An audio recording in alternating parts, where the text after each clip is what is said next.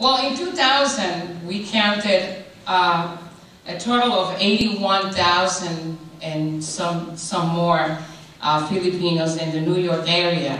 And in New York, we counted approximately 86,000 Filipino. I know that every time you mention those numbers, and with a total of maybe 1.5 in 2000, it's not a significant number because everybody feel that there was a miscount. We feel that there was not a miscount. Of course, we are the office that is responsible for doing the count every 10 years. And we do try to count everyone. Our job is to actually reach out to those communities like this one and to make sure that everyone is included. Of course, this is a big job. This is a job that we cannot do by ourselves. Our partnership program is actually the one that it's out there 2 years before the count of the population, just reaching out to communities like the Filipino community, Hispanic communities, African Americans, and all the communities that this great country has as a melting pot. But this is what makes the difference. The difference is made with communities that really care. Communities that understand that without the count of the population every 10 years, it is impossible to have a portrait of America. And this is what this is all about. All of us are part of that big pictures. Who we are, where we are, and what do we bring to this great nation. So that's why we're here today, to celebrate the kickoff of a complete count committee. The census is being conducted since 1790, and it is mandated by law. Everyone in the United States, regardless of their legal status or not, is counted every 10 years. And that is the biggest fear and the biggest, probably, one of the biggest problems for people to understand, especially if they are in this country and they are not legally in this country. Well, this is our job and this is your job, to make sure that they feel comfortable, that they understand that anyone here in April 1st of 2010 need to be counted, need to be represented of that community. This time, like it was explained before, the Filipino community will have a box, and it has a box in the questionnaire. And this is the great opportunity to say, this is who we are. We are Filipinos, and we want to be counted as such. In March of 2010, this is the way that this is going to happen. Between the months of February and March, the Census Bureau will start sending questionnaires by the mail. And that's, again, one of the problems that we have, that nations and countries feel that they should be counted by having people knocking on door. Well, this is a big country. It's impossible to knock in everybody's home. So the questionnaire will be sent in the mail between February and March. And what we need to bring down to every single community group is, when you receive your questionnaire, fill it out and mail it back. Don't wait for anybody to come and knock on your door. Just sit down. It takes 10 minutes to answer the question. For the first time, it is only one questionnaire, which is a short questionnaire. It takes 10 minutes, 10 questions, and it's only done every 10 years. And everybody has 10 minutes every 10 years. I guess everybody has 10 minutes every 10 years. Do you think you have 10 minutes every 10 years? I think so. So that's one of the greatest things, that it is simple, it is safe, it's important. It is safe because everybody that worked for us has taken an oath of confidentiality for life.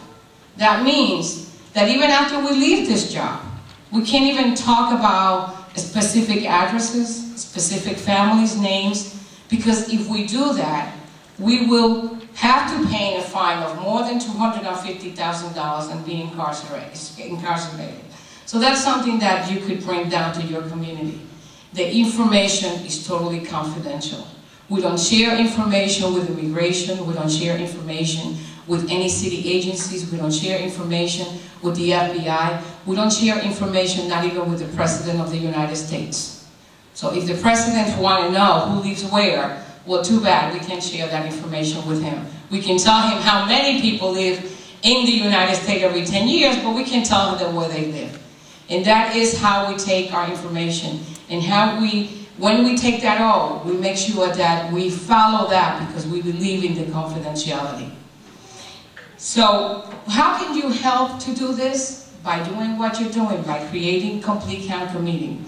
from now on, start with our campaign that is a motivational campaign. And that campaign is to make sure that everybody understands. This is our democracy. This is the way that we show who we are.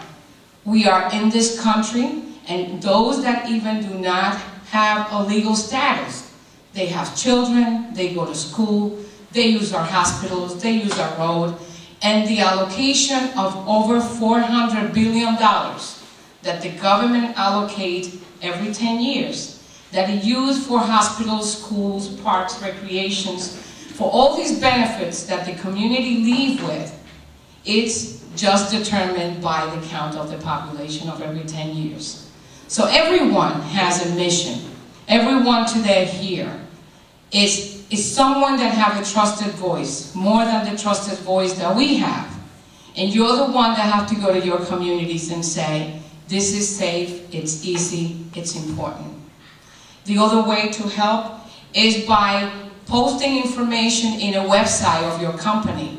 And just send information down and keep those three things on point. Easy, safe, and important.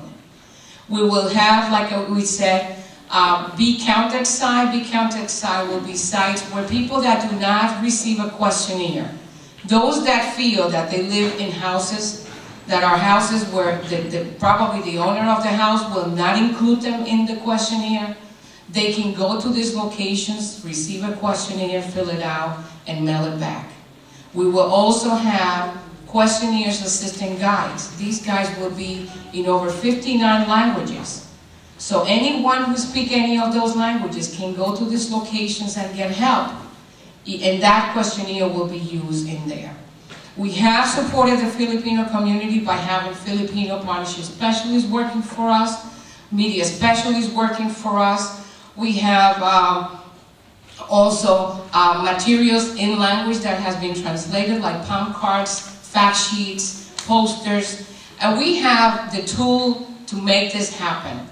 But again, we cannot do this by ourselves if we don't get the support from all of you. So I want to thank you so much for having us today here. Yes, this is a weekend, a Thanksgiving weekend, but we're very happy to be here supporting another creation of a Complete Count Committee. Thank you very much.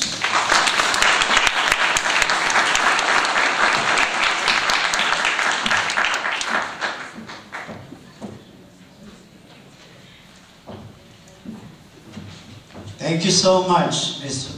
Akis. Thank you. Thank you also for the support that you've given us, the t-shirt, the paraphernalia, the giveaways. I hope there will be more coming because we have more outreach program lined up for us by this coming weeks. And as our national hero, Dr. Jose Rizal said, the youth is the fair hope of the fatherland. That's why to this afternoon program, we include the young professional among the Filipinos. They are the one that will be doing the next census comes 2030, I believe. 2020. Okay. So we include them on this, and that way they can, this is a brush up for them. And to give you one of our UNIPRO member of the young professional, let me call up Meridin Villanueva to say a few words. Meridin?